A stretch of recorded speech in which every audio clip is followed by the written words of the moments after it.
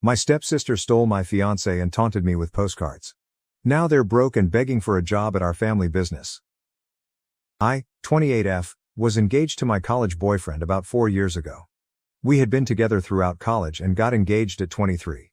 A week before our wedding, he ran off with my stepsister. My ex-fiancé Greg, 28M, and my stepsister Melissa, 28F, eloped just before our big day, leaving only a letter behind. In the letter, Greg admitted to starting an affair with Melissa a few months after our engagement. He said he realized he couldn't marry me because it would be unfair to all of us, as he and Melissa were the ones truly in love. He believed the universe used me to bring him to his true love, and marrying me would deny us all a happy future. And that was it. They left, and I didn't see them again until recently. Greg's parents were so embarrassed by his actions that they covered all the wedding costs, so I didn't have to pay anything. That was the last time I interacted with his family. My own family was beyond embarrassed. They were furious. My father even considered hiring a private detective to track them down and bring them back for answers.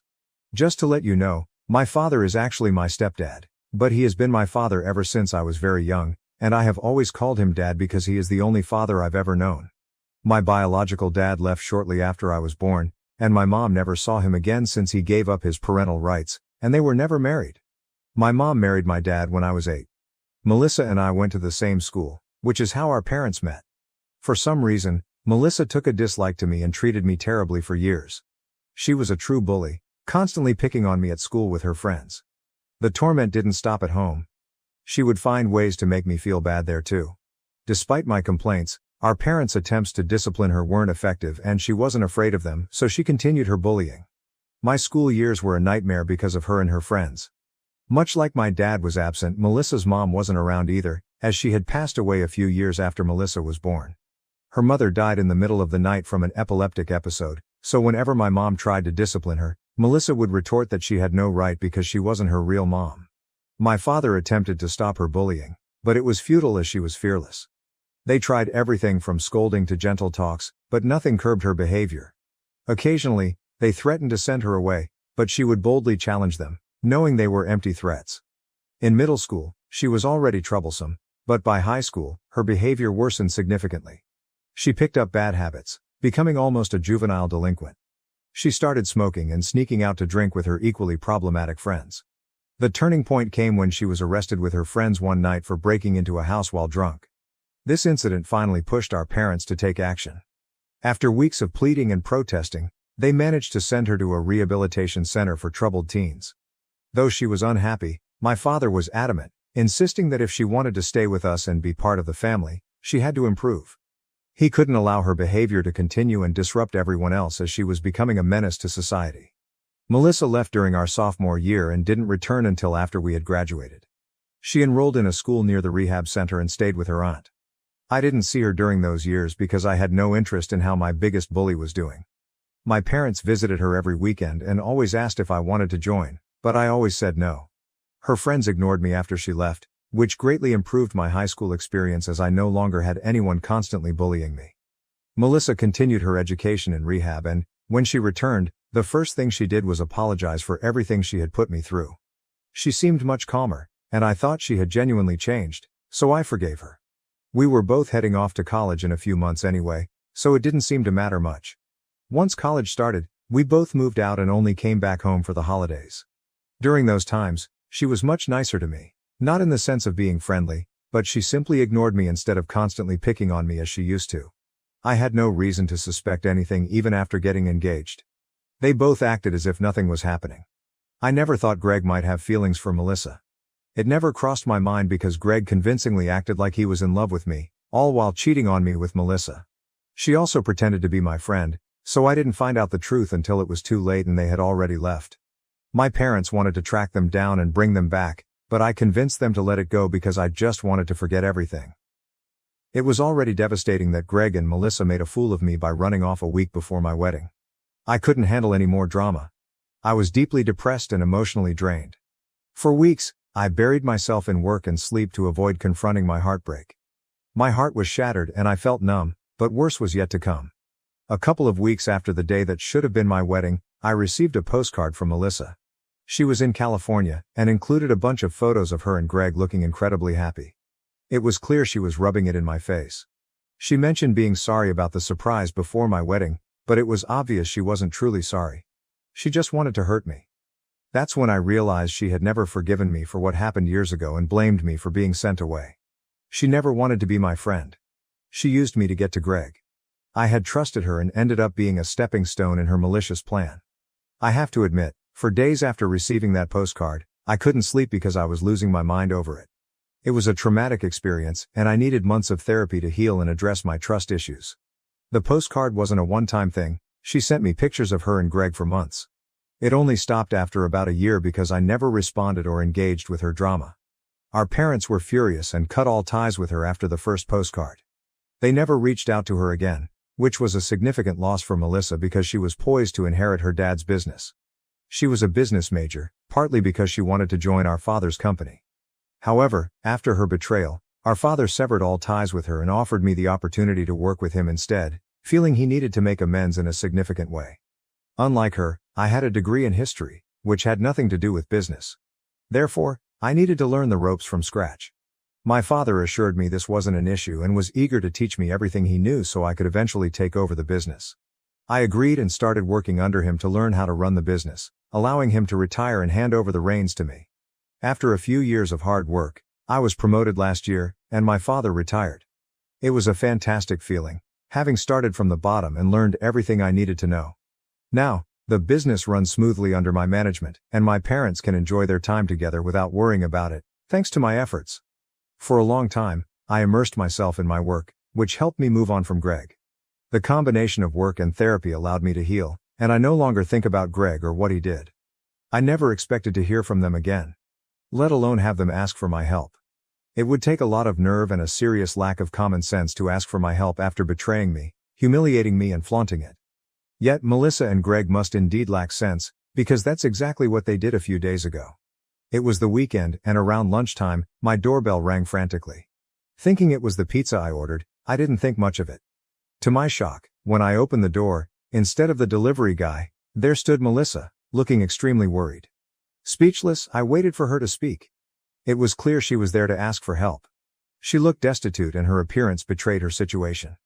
Melissa, always impeccably dressed, now wore old faded clothes that looked long out of date. Her jeans were too short, and she appeared malnourished. I had already decided that whatever she asked, my answer would be no. She explained that she and Greg had been struggling ever since he lost his job a few months ago. Instead of job hunting, he had taken to drinking. Although she had been trying to find a job, her efforts were unsuccessful because she had left the workforce to handle household chores when she moved away with Greg. This gap in her resume made her a less attractive candidate for the job she applied for. She had heard from relatives that our father had retired and handed the business over to me, so she came to ask if I would hire Greg.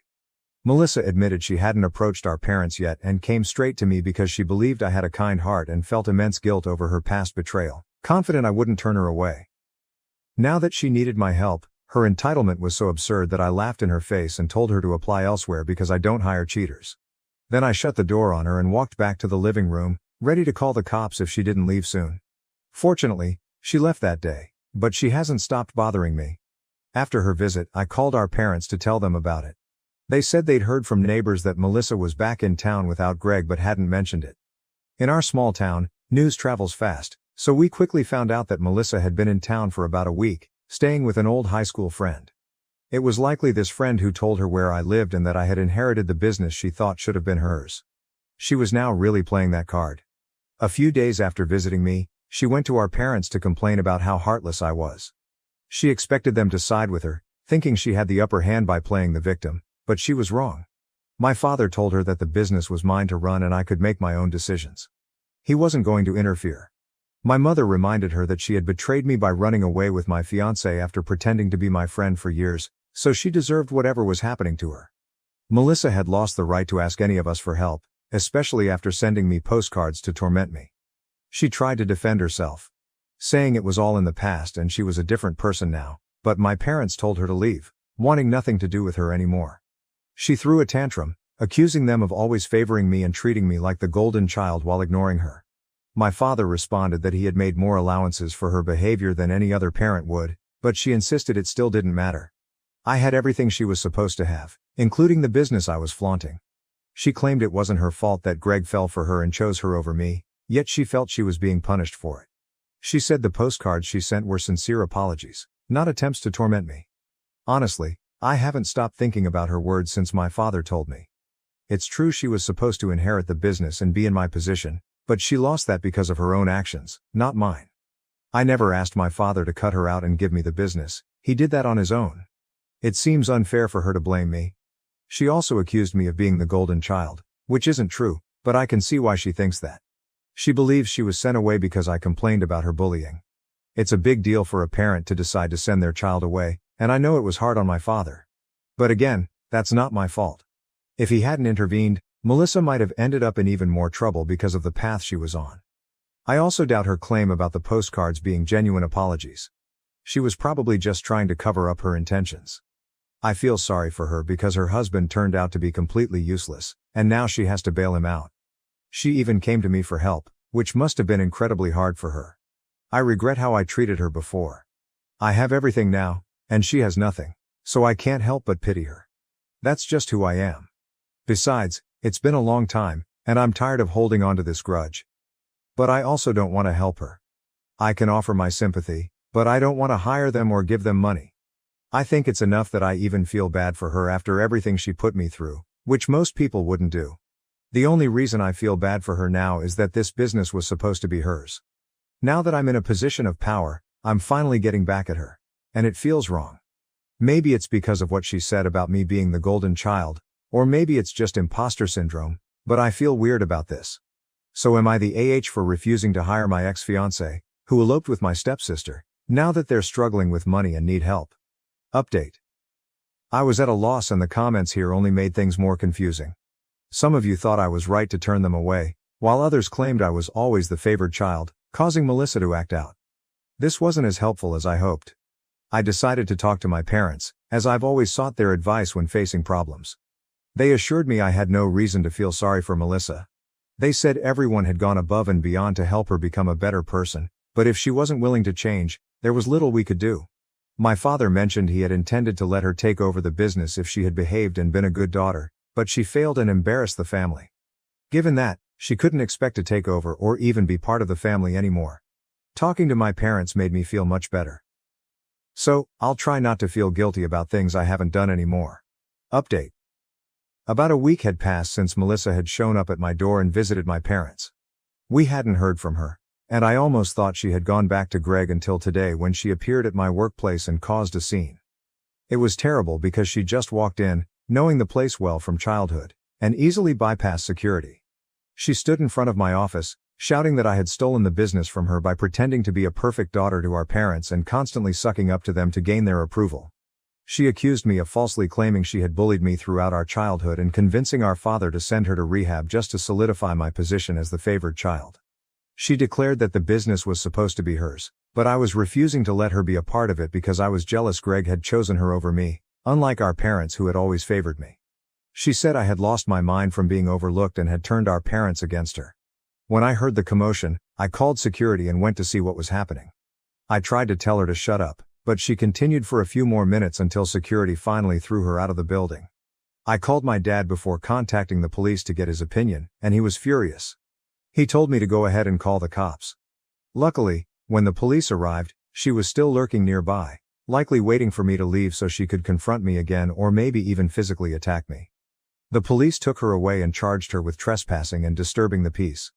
They are minor charges, and she might get off with a fine or community service at worst, but it will go on her record, which is never good. I informed my dad about the charges and arrest, expecting him to be upset, but he just seemed exasperated and said he was tired of dealing with her craziness. I feel bad for him because it must be hard having a daughter like Melissa and being blamed for everything that goes wrong in her life, even though it's usually her own fault. Honestly, we have all been really patient. Update. So I think Melissa has gone back to California because we haven't heard from her in a few days, which is unusual since we expected her to lash out after her arrest. My dad asked around and found out that some people saw her heading towards the airport recently, so it seems she's left. Honestly, it's a huge relief that she's gone because I was really worried she might do something drastic to get our attention, which is never good.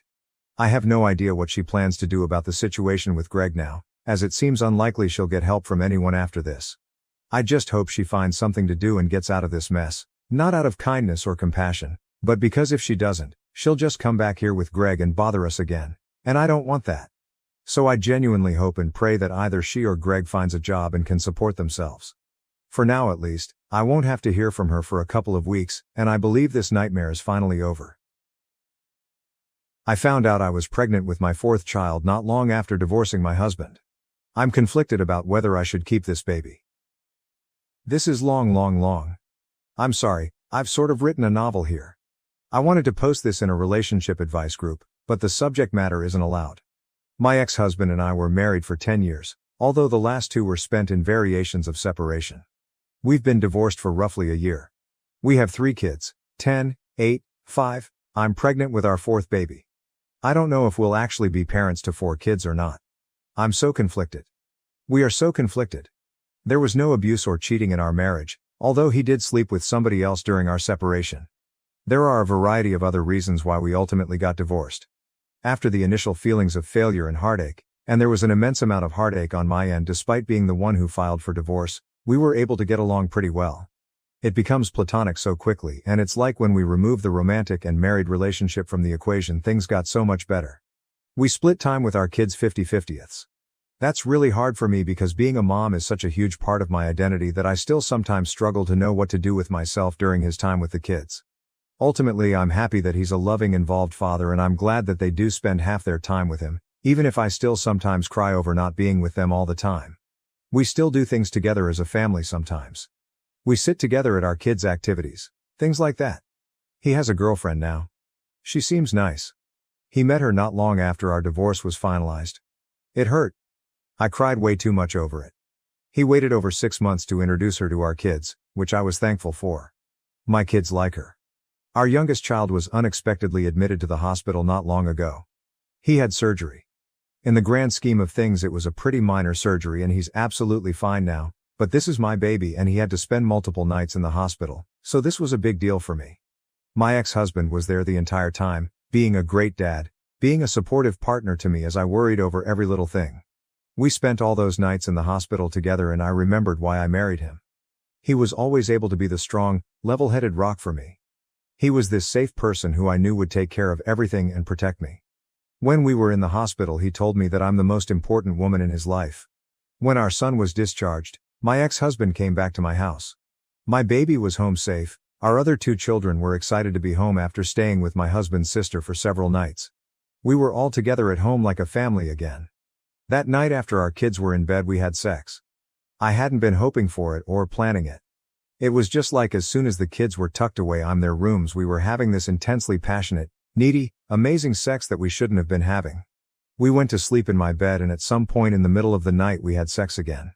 The next morning we both decided our emotions with the whole situation with our son just got the better of us.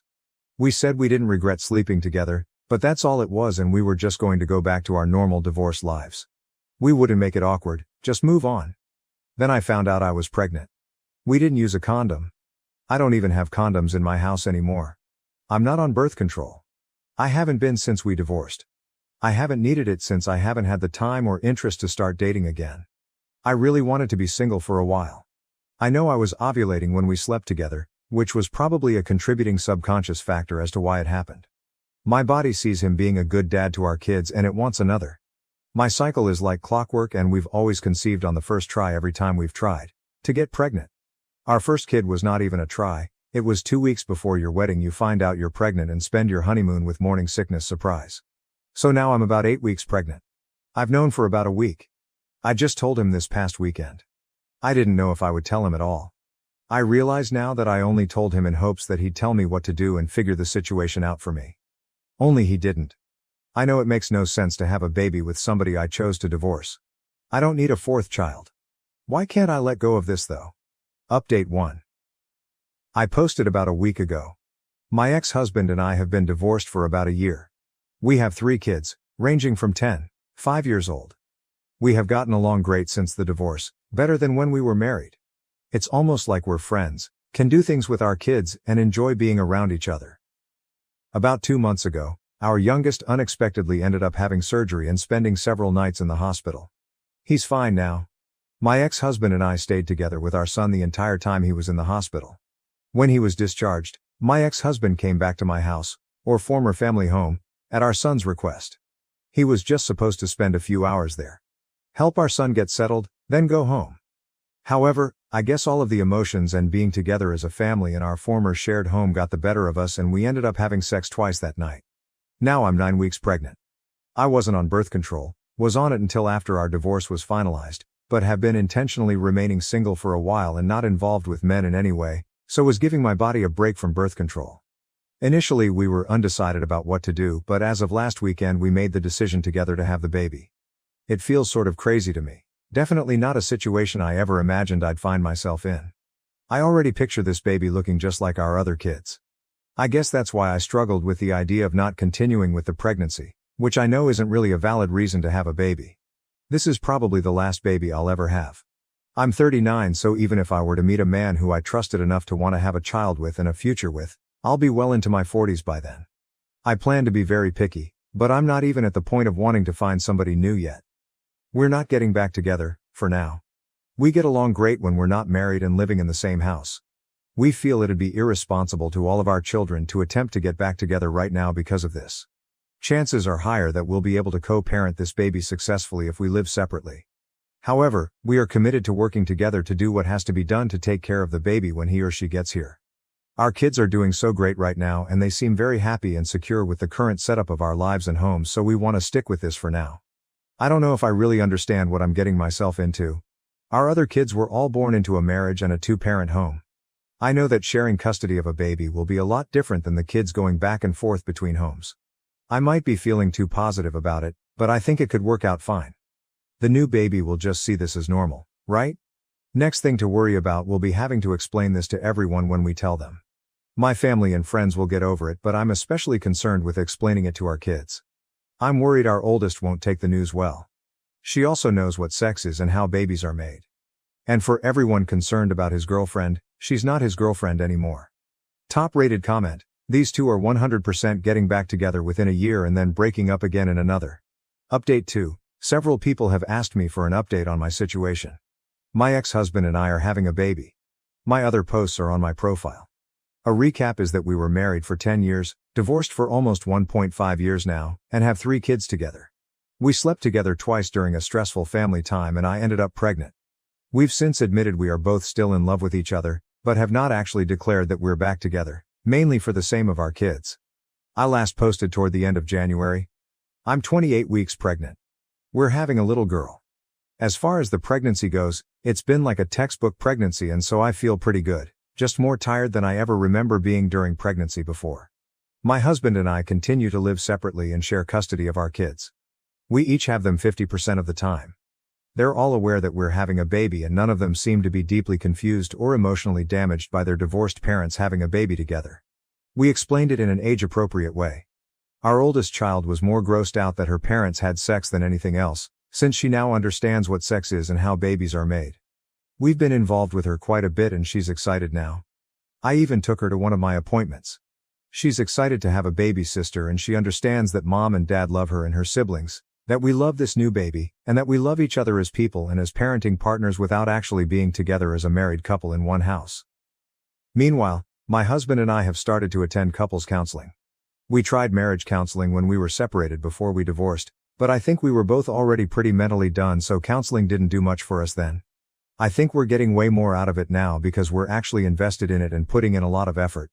Sometimes I feel great after a session, and at other times I feel not so great and am reminded of reasons why we divorced. Overall, I think it's a good thing for us no matter what happens with our relationship. We've been sleeping together for the last few months. We already agreed that we won't be seeing other people at this time. I wouldn't be saying this while pregnant anyway, and it's not as if I'll even have time with 3 kids and a newborn.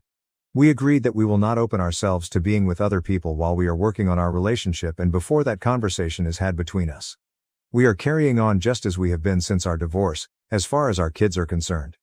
Dad doesn't spend the night at our house. We do things together as a family sometimes, but we were doing that even before anything was rekindled between us. We're not acting as a couple when we're together as a family. We're friendly with each other, but there is no holding hands, kissing, etc.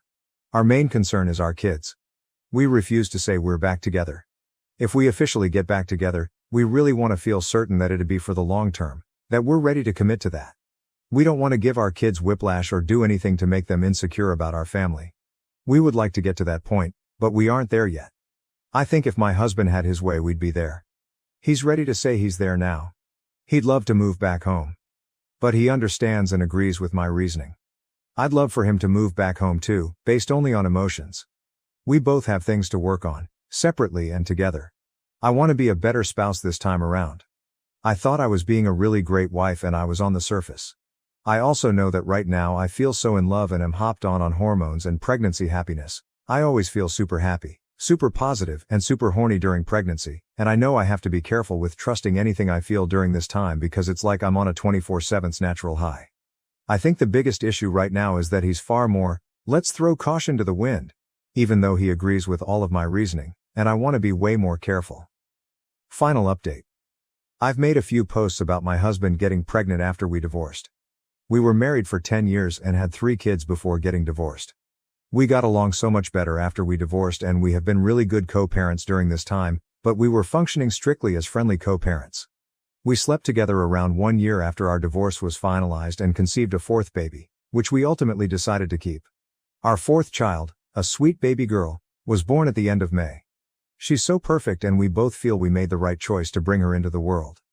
It was the smoothest, easiest birth I've had and I take that as a sign. I feel like I fell in love with him all over again during labor and delivery, and that's when I knew I was ready to make our relationship official and public to everyone, including our children. Contrary to all the assumptions, our kids really don't seem to be negatively affected or confused about the baby, and I don't think the newest baby is getting any less love or attention than our 3 kids born within our marriage have. This is normal to them now. They understand we're still a family and no matter what we'll always be a family whether mom and dad live together. We are still living separately and technically still maintaining the custody schedule we had in place for our oldest 3 kids. Although, the kids are with me every weekday right now since it's summer break and I'm on maternity leave. We have a different arrangement for the baby, but he does take her overnight a few nights a week. I got our family home in the divorce and he spends time here with all of us. He has spent some nights here at home to help with the baby, but he doesn't stay in my bedroom quite yet. He has not moved in, although he has tried and continues to suggest it. This is probably the biggest point of contention these days. To me, this feels like the best of both worlds. I love him and truly don't want to be with anyone else. I think I sort of function better and am happier also living in my own space that he just visits. I know it's not the norm and some might say this means I don't really love him as much as I think. I really believe I'm just one of those people who needs more independence and alone time, and maybe we never would have got divorced in the first place if this had been the arrangement from the beginning. Is it sort of selfish? Maybe. I don't know anyone else with this arrangement, but I know some people out there do this. For all intents and purposes, we are together in a relationship again. We've made it official and exclusive, as juvenile as that sounds. We had already made it official between ourselves, but we hadn't really announced it to family and friends or our kids. We are still in love with each other or back in love with each other and we are not seeing anyone else. Our kids have adjusted well. They've been seeing a therapist since we filed for divorce, so that has really helped us navigate some of this. Prior to the baby's birth we did not tell them that we were essentially in a relationship. Only so long you can keep that a secret from your kids. Even though they're young, they're perceptive. So we've recently explained to them that mommy and daddy love each other but we get along better living in separate homes and for now we think this is the best thing for our family. The only problem is that now they keep asking about when we will all live together again. I'm sure it's a little confusing to them, but I'm not sure how we could be handling it any better. We attempted marriage counseling when we separated, before divorce. It was not successful. I don't think either of us was 100% committed to it at the time. He really did not take it seriously back then, but I was more stubborn and resistant than I originally realized. We're in couples therapy now and it's like night and day compared to last time. I'm scared to live together again, so we aren't going to do that anytime soon. It's not that I don't trust him. I don't trust us as a couple. I refuse to put my kids through all of that again. So, getting remarried and moving in together isn't something in the plans right now. Maybe one day. I hope we can get to that point. I just don't want my kids to have to go through a divorce and splitting households yet again. I feel like they'd lose all trust in us then. OP on their living situation. I think it might be best for us to find a way to each have our own place next to each other or on the same property, instead of one actual house that we share. Other than not living together, we are together. It's no different than any other couple that's dating but doesn't live together. Well, it's a little different since we share kids and we were once married and I still usually refer to him as my husband, but not too different. We aren't keeping our relationship a secret anymore, so we aren't pretending to not be together. Everyone knows now. We spend a lot of time together.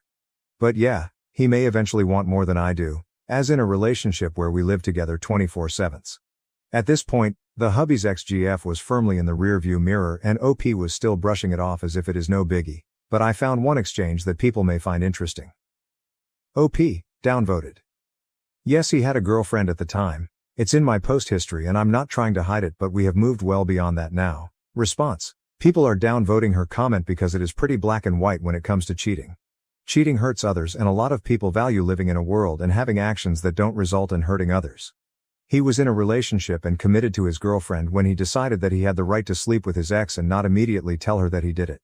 She deserved better than to get trauma from someone who claimed to be committed to her, but was willing to step out on her. Cheating on someone does result in emotional trauma, which will affect how they will view love and relationships going forward. Personally, if he wasn't ready to be in a relationship with her, then he should have left her alone. I am tired of men in particular getting into relationships with women when they know they are not clearly over their ex-partner. It is a sign of selfishness and pure disregard of another human being's health. She was used as an emotional support and sex object by him, because no one that respects their partner would do something this cruel. So I'm not going to cheer on someone who could have just avoided this entire situation by not being in a relationship when he was clearly not ready to be in one, and hurt someone deeply. Edit, I want to add additional thought as well. Cheating is not only an emotional hurt but a sign that you give zero care about your partner's health. He was presumably still having sex with his ex-girlfriend after sleeping with no condoms with his ex-wife. With the rate of sexually transmitted diseases and infections increasing and the likelihood of the disease being antibiotic resistant, he told his ex that he had zero care for health and emotional well-being. She had the basic right to know that he slept with another person while still being intimate with her, especially with no form of protection. Not calling the ex-wife dirty but with the risk of catching a disease that's incurable, or opens you up to higher risk of illness. Every person who is engaging in a sexual relationship deserves honesty. OP. All of this may be true. I'm not arguing anything you said. But I'd like to know what everyone on Reddit thinks we're supposed to do about it. We can't go back in time and undo what we did. Maybe Redditors feel that as an act of penance we should not be together, despite very much wanting to, since that's what we deserve for hurting her in the process.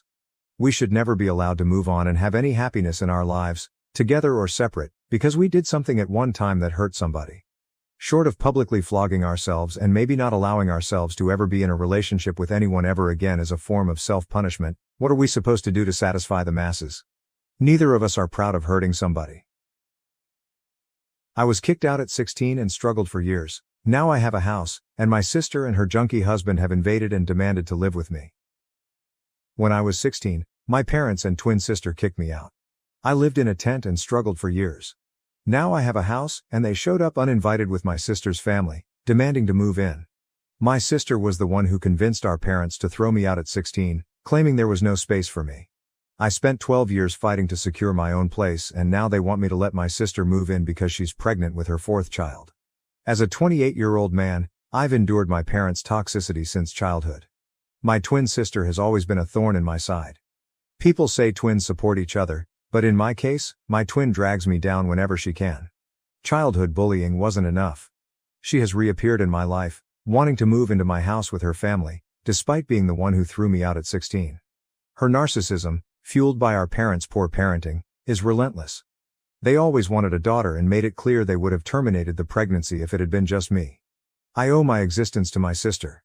My sister never missed a chance to flaunt her entitlement. Growing up unwanted in my household was tough. Everything revolved around her. Despite being the same age, I wasn't allowed to touch her toys. She often got new clothes while I only received clothes on Christmas and our birthday. If we didn't share a birthday, they wouldn't have bothered celebrating it. In fact, if I didn't share my birthday with my sister, I wouldn't exist. I got the bare minimum, not out of love, but to save their faces from judgmental relatives. The only positive aspect of my childhood was my grandfather, the only person who saw through their BS. Sadly, he passed away when I was 13. That was the worst day of my life because I had no one to have my back. We lived in a cramped house in the suburbs. My sister and I shared a room, but it felt more like I had a bed and a tiny closet under her room. The entire space was filled with her clothes, toys, and posters. Complaining was not an option, as my parents believed they were doing enough for me. My sister didn't like me being in her room, so I was only allowed in at night to sleep. Even when I was sick, I had to lie on the couch because, as a girl, she needed privacy. I couldn't wait to turn 18 and move out. It seemed my family was even more eager to get rid of me. When we were 16, my sister got pregnant by a 19-year-old loser. His parents had kicked him out after he failed the 8th grade 3 times. My parents got them married, and my dad found him a job as a cleaner at his factory. My father, who works as a mechanic at an automobile manufacturing company, brought him home. Naturally, I had to move out of my room to make space for him. Our house had only 2 rooms and a tiny living area.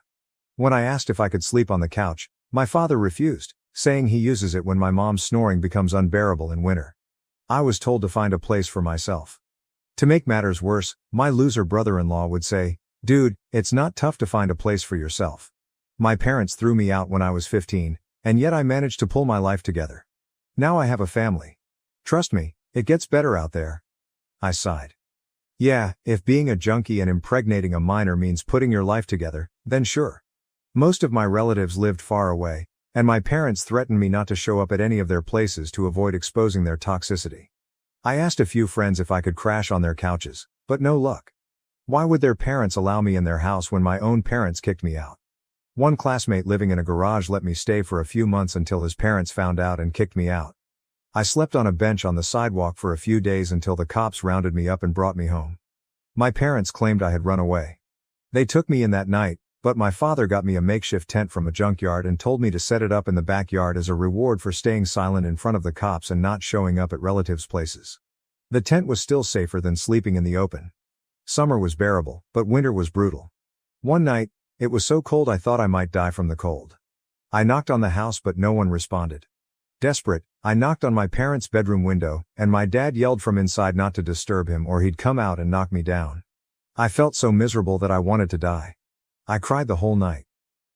The next day, I went looking for a job that would provide a place to sleep. A bakery shop needed a worker for their factory about 20 miles away. They agreed to give me a place to sleep and offered me food. They baked at home and needed a helping hand. They offered me to live in their backyard, but I had to clean it up. I agreed. The place was pretty messed up with flour and sugar everywhere, not to mention the rodents living off it. But I was at my lowest point and took the job. I packed my stuff and left. My sister was even happy and said, "Good that you're leaving, we don't have space for you here." No one even bothered to ask where I was going. I cleaned up the place and made it livable. Initially, it was hard to get rid of the rodents that came searching for food, but eventually, I felt comfortable living there.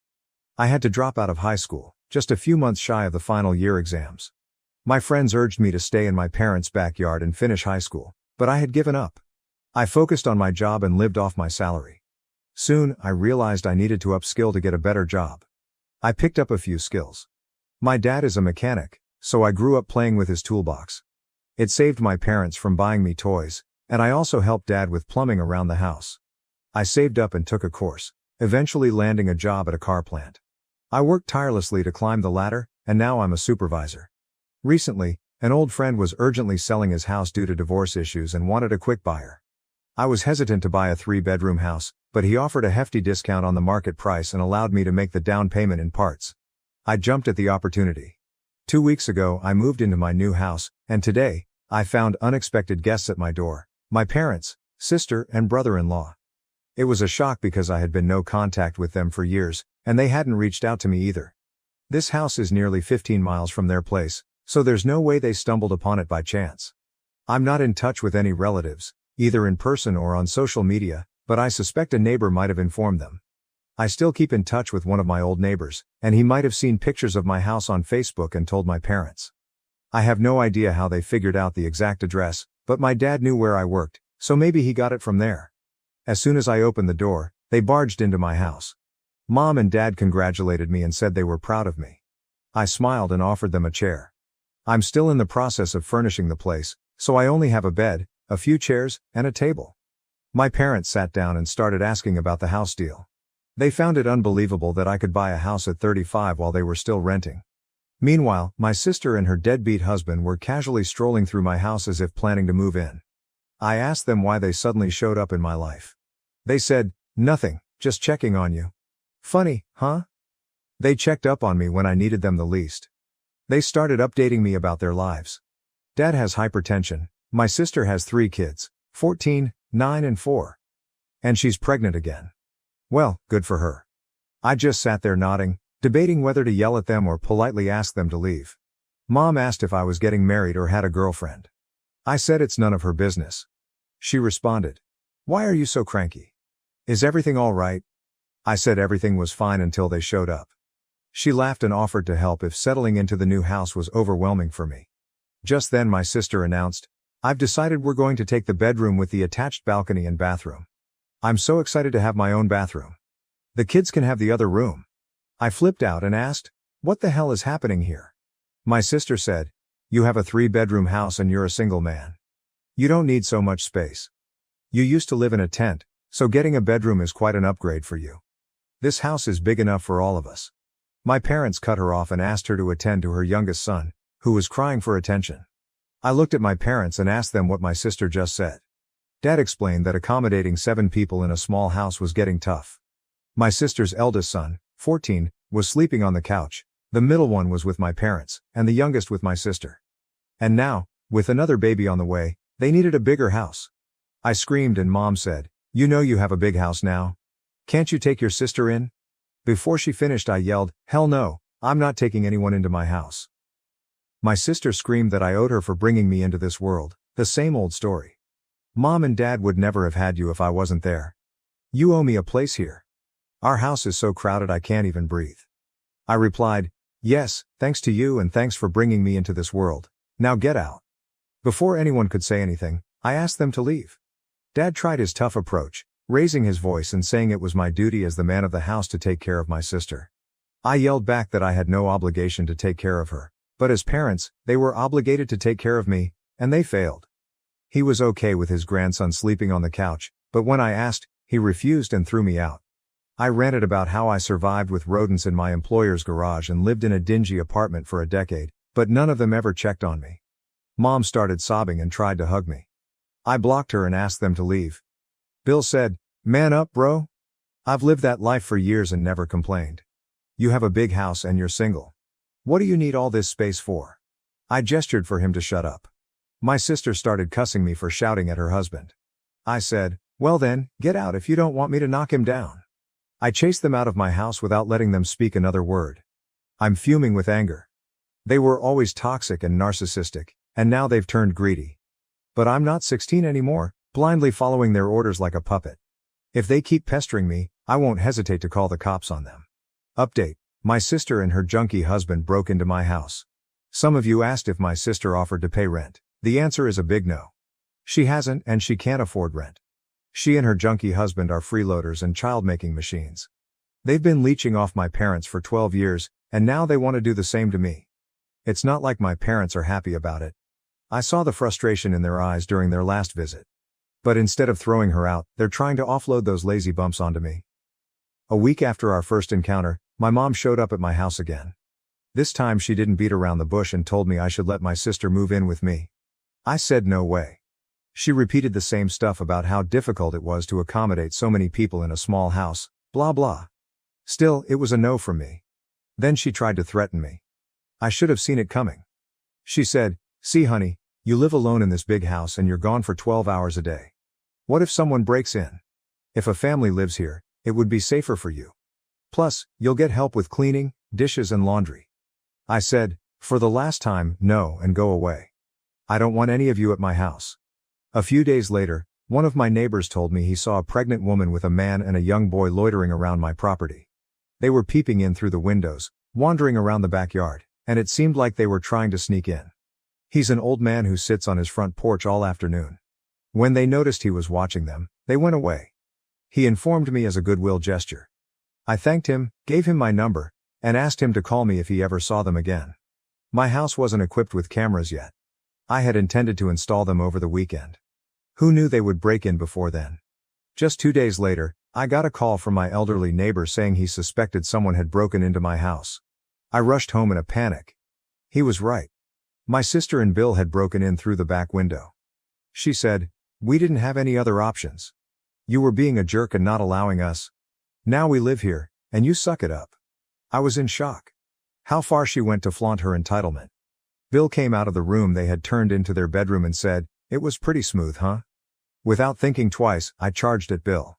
My sister stepped in between, and I dragged her aside. I punched him in the face. Their 14-year-old son attacked me with a bottle, and my head started bleeding. The blow wasn't severe, and I was on the verge of blackout, but my rage kept me conscious. They all panicked at the sight of blood. My sister called my parents and told them what happened. Bill and his son started cleaning up the mess. My neighbor called the cops. My sister and Bill started apologizing and begged me to spare their son from being arrested.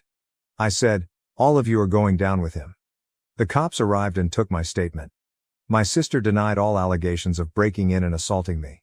She claimed they were visiting my house, her son played a prank on me, and I accidentally slipped and hurt my head.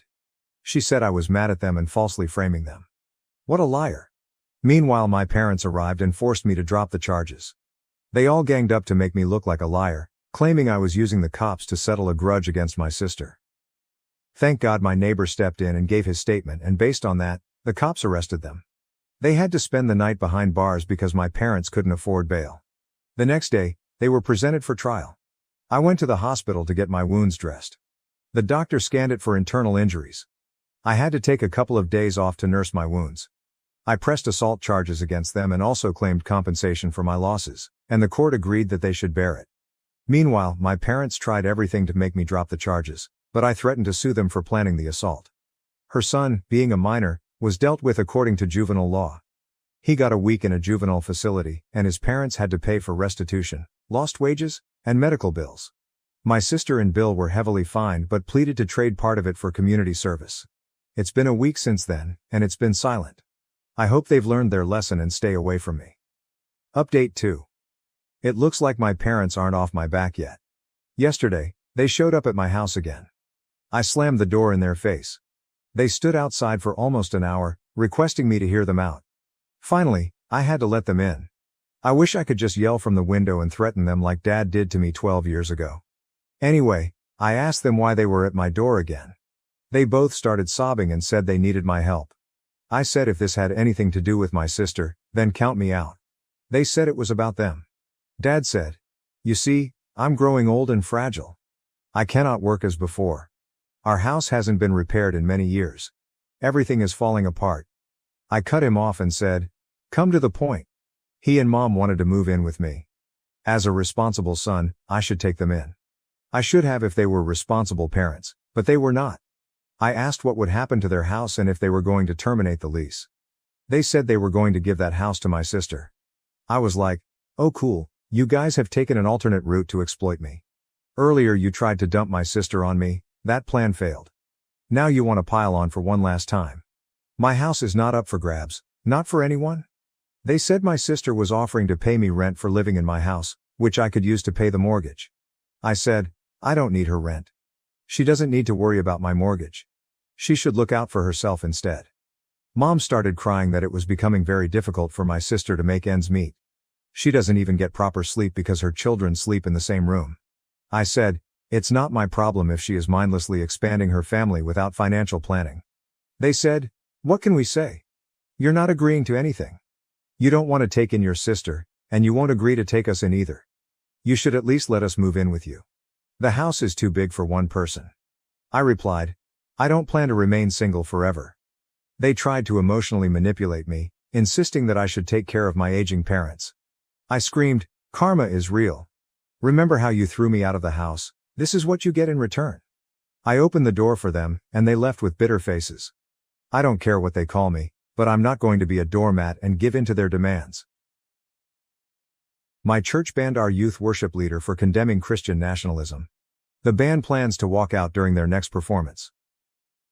My church's youth group has a youth band that leads worship during youth, but the church also has them lead worship on Sunday mornings every few weeks, to promote the youth band when the usual worship team has a week off. I'm not in the band, but I often help with lyric PowerPoints along with another girl, but not when the band plays on Sundays. The main singer of the youth band is the daughter of a youth assistant, and the daughter is an assistant too. We'll call her Emma, she's 20.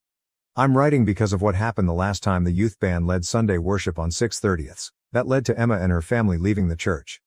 In between one of the songs, Emma said she felt led to say that Christian nationalism wasn't of God, because forcing people to believe went against the basis of Christianity because God gave free will and too many Christians forgot that.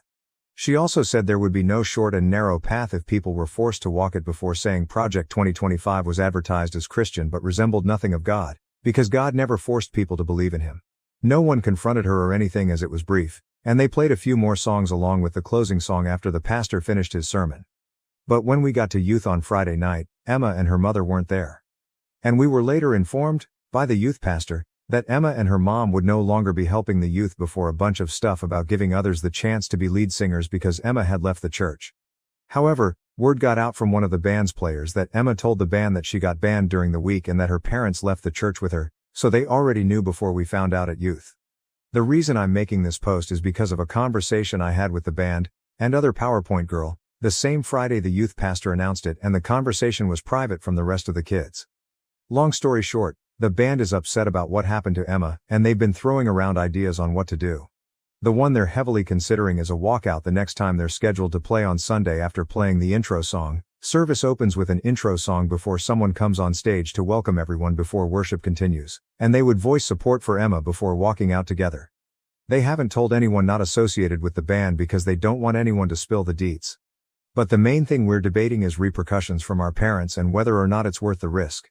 There's likely a few weeks until the band plays on Sunday again, and they still haven't decided on a new lead singer yet. I also want to add that the church didn't upload the worship portion of the service with Emma and only uploaded the sermon from that day. They always include worship on their YouTube upload of the service. Most of the concerns were around tuition punishments, as some of them have their parents helping pay, but they still want to do something. And while I'm not in the band technically aside from coordinating PowerPoint lyrics occasionally, I figured the least I could do was get advice from other adults anonymously because we don't want to ask our parents for obvious reasons, and maybe others could see more pros and cons that we can. I appreciate any advice that anyone gives and will relay it to the band too. Thanks to anyone who read this to edit. I forgot to add this detail in my post, but the pastor of our church has used the pulpit to speak politics in the past and has even mentioned support of a presidential candidate on numerous occasions along with other political topics on occasion too, Roe v. Wade and gay rights. So while I agree that politics probably shouldn't be spoken in church, some of the band said that Emma was tired of the often political topics being brought up during sermons, thus why she said what she said. Comments from the first post. Comment 1, OP, I am not Christian, but standing up to the tyranny of Project 2025 is the most Christian thing I've heard. That sounds exactly like what you should be doing against something that represents hate and violence. Christian nationalism is why many people are starting to make fun of or roll their eyes at Christian values. Because from what we see, Christian nationalism is the exact opposite thing Jesus would want or support. I don't believe in him, but I do think God/Jesus would be proud of you. You sound like a good person. Comment 2, hey. I hope you see this despite all of the responses. I was raised Catholic. I consider myself otherwise now, but that is how I was raised, and I was an altar server and lead singer for Mass. I was very involved in my church. My priest was an amazing human being who never brought politics into service. He was so kind and so caring to everyone in the community. When I lost my faith, he was an amazing person to talk to, and he never shamed me. That being said, other people in the church hated this about him and became vocal about it. It was exactly this political behavior that made me turn away from the church in the first place. I thought it was horrible to mix politics and faith. I strongly disagreed with it and wanted no part in it. I started exploring the history of my faith and other faiths. I wanted to know why. Why were we trying to dictate people's lives, when Jesus told us not to? Why were we cruel to the poor and the sinful, when Jesus' message was to forgive? Why, when the church had so much wealth and power, did they wield that power like a club, forcing themselves onto the vulnerable and desperate? In the end, it is all about control. Whether you believe in God or not is one thing. But believing in the church is to believe in a man-made organization. Flawed people created these institutions, and like people, they are flawed too.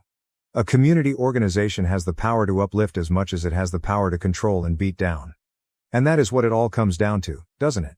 Your friend could not be controlled. So they kicked her out. And now here comes the big question. Knowing all of this, can your conscience be at peace if you stay silent? When I was your age, I could not. Do what you believe is truly right, even if it's hard. Even if it's uncomfortable. You will always become better for it. Edit. Wow. Thanks for the awards, guys. And OP, if you see this, please update us. I would love to know how this update I want to thank to everyone who commented on my original post because it was way more than I expected, and many of you had really helpful advice. This is a small update with some really surprising things that happened since. First, the band is still going through with the walkout, and they're keeping it within the band so that no other kids tell their parents who might tell leaders. It would have been awesome to include others, but the risk of the church catching wind was too great. Second, we have a date of 8 quarters when the youth band will do worship for the adults again. Third, the youth pastor appointed a singer from within the group who will take turns singing on Sundays with future participants in the coming weeks. Fourth, the new singer agreed that the church's handling of Emma was BS. Fifth, and most exciting, 2 of the band members told non-religious relatives about the situation and fear of punishment, and they agreed to come to the service and let them head to their cars in the parking lot straight from the walkout, for safety. They won't leave the lot in case some parents try to claim kidnapping, but will be in their cars if all goes well, and the rest of us are going to ask our relatives too. Sixth, one of the band members told a teacher they knew from school who's thinking about coming and walking out too. And seventh, one of the band members wrote a little something that the lead singer will read before they walk off stage, and it would be great if anyone with editing experience could help to make it clearer or provide advice on what to add. They tried to keep it short. I will make a post about their write-up in the near future. Here's how we hope it happens. The band will play the opening song, which officially starts service, and usually lets people know it's starting. Many make their way from the foyer during the intro song. And after someone gives the welcome prayer after the opening song, the lead singer will then give the speech before the band walks off stage, and I will walk out with them from the pews along with relatives' friends. One relative said she might bring some people she knows too, which could make more of a statement to the church to see adults leaving too. One of the relatives will also record the whole thing in case any parents don't react well to it, and I will update after it happens. If anyone has any further advice, it would be appreciated and I'll bring it to the band. Most of the band, outside of 2 seniors, aren't old enough to vote this year, but this is a chance to stand up for what's right against something that is adamantly infusing itself into Christianity, Christian nationalism, and making Christianity lose all of its respect in our opinion. We don't expect change to happen in the church as a result of our walkout, but it's a small thing we can do to say we did our part when faced with it ourselves. Another commenter put it best when she asked if we'd be able to live with ourselves if we did nothing, and the answer has been no for us so far. I also want to add something I forgot to clarify in my first post. Emma didn't say what she did out of the blue. She'd been vocal about the pastor talking politics for some time according to the band, and I've seen much of it too. However, a lot of people sent DMs disagreeing with the band's decision. So before I get into it, I want to give specifics of what the pastor has done. The pastor mentioned Trump from the pulpit numerous times, including the aftermath of the 2020 election, to voice discontent over the results. He has also celebrated Roe v. Wade's overturning from the pulpit, Pride Month during June, and even compared Trump's legal trial to how Jesus was persecuted leading up to his crucifixion, things that have no place being vented about from the pulpit, and this has happened over the course of a few years. I received a few DMs in the aftermath of my first post, and some were encouraging while others not so much. A few people, who said they were Christians, said that Emma was wrong to use the microphone to hijack the service, with her words, because she should have talked to the pastor first, while calling her actions immature. However, when I showed the band the advice from my posts, I also told them about the DMs, and they said that Emma spoke to a leader about the pastor's political sermons in the past. But nothing came from it as he continued to speak politics from the pulpit frequently. Some people also said that our walkout wasn't godly, because we, like Emma, would be hijacking the service for a publicity stunt when church was supposed to be about God. Some people called us immature among harsher things, but we disagree for 2 reasons. First, who is supposed to call out the misuse of the pulpit if not people who attend the same church where it's misused? A few DMs said to do nothing and pray for God to change the pastor's heart, but he's been doing this for years. And second, the Bible gives guidance on how to call out improper behavior in the church in Matthew 18:15, 17. Dealing with sin in the church. 15. If your brother or sister sins, go and point out their fault, just between the 2 of you. If they listen to you, you have won them over. 16. But if they will not listen, take 1 or 2 others along, so that every matter may be established by the testimony of 2 or 3 witnesses. 17. If they still refuse to listen, tell it to the church. And if they refuse to listen even to the church, treat them as you would a pagan, or a tax collector. Emma has already talked to a leader one-on-one, and the band has voiced displeasure about Emma's ban to the youth pastor, only for him to disagree and say that Emma was out of line. Regarding the part about, tell it to the church, I suppose the how might be up to interpretation. Maybe telling the church means telling a church leader instead of the congregation on stage. But Emma and the band have talked to various leaders, including an elder too, aside from our youth leader, only for years of political rants from the pulpit to continue. When Jesus flipped tables in Matthew 21:12, we believe he did it because people were using the temple to sell things that had nothing to do with God, and we believe that politics falls into the same boat. Someone commented a link in the comments of my first post that I never saw. But I showed the band, and we couldn't agree more. Pastor Loran Livingston talked about the role of politics in the church and how politics shouldn't be combined with Christianity. I still plan to speak with my parents ahead of 8 quarters, and I'll share the write-up the band is working on really soon. I really appreciate everyone who commented too. Lastly, I want to clarify that the walkout is the band's decision entirely. I am not a member of the band, I just do PowerPoint lyrics during youth, and I'm not even in the band's group chat with Emma. As some of the band members are contemplating punishments from parents, 2 seniors who are concerned with their parents removing tuition help. I will support whatever they decide while understanding that they have to take care of their future too, as many commented. If they decide to continue with the walkout, I will support them and walk out from the pews. But if they change their mind because the repercussions are too great, I will respect that and continue to support them. Comments from the update. Comment 1, my views on religion and churches are a whole other thing. I'm impressed by the conviction to your sense of right and wrong and your need to not sit by while someone spews falsehoods from their platform, a platform which Christians will claim is supposedly a place from which love and truth emanate. Much respect to you and yours. Those telling you to pray on it and that it isn't your place are cowards. Being afraid to rock the boat is how religions get twisted. It sounds like your church is well down the slippery slope of becoming a cult to a guy who, when asked about his favorite Bible verse, responded vaguely, like he hasn't read the book. OP. I was a little surprised when a few of the people who called themselves Christians in the DMs even used profanity against my first post, but change doesn't happen unless it's addressed, and it's not like Emma and the others haven't addressed it with numerous leaders over the years. Comment 2. It is worth remembering that the original idea behind separating church and state was to protect religion from being tarnished by politics. The underlying idea was that religion is a garden that must be protected from the wilderness of the world. This church seems to be a prime example of that necessity. Comment 3. I have a lot of respect for all of you for taking this stand. Christian nationalism has no place in the church. It is completely against the teachings of the Bible. Stand strong in what you are undertaking. You are biblically grounded in your stand. The church was given its mission by Jesus, to preach the good news in order to bring people to Christ. The church is not, nor should it ever be a mouthpiece for politics. I will keep all of you in my prayers. You are doing the right thing, even though it may feel scary. Standing up against power is never easy. Comment 4. Hey, Christian over here. First, I love that you have biblical references for what you guys are doing. Second, the idea of comparing Trump to Jesus no matter the political views of yourself or the pastor is quite honestly blasphemous, so you're 100% doing the right thing. And third, you might not be old enough to vote yet, but here's the thing, if you have conviction about anything, get passionate. In this case, get mad, rock the boat and use your voice. It's what we're called to do. Will it be difficult and scary sometimes? Yeah, absolutely, but things that matter often are. So what I'm saying is you kids absolutely rock. You're far better examples of Christ-like behavior than your pastor is giving out right now, and mad respect for that. Remember Joshua 1:9 and God's command, as you kids do this, have I not commanded you? Be strong and courageous. Do not be afraid. Do not be discouraged, for the Lord your God will be with you wherever you go.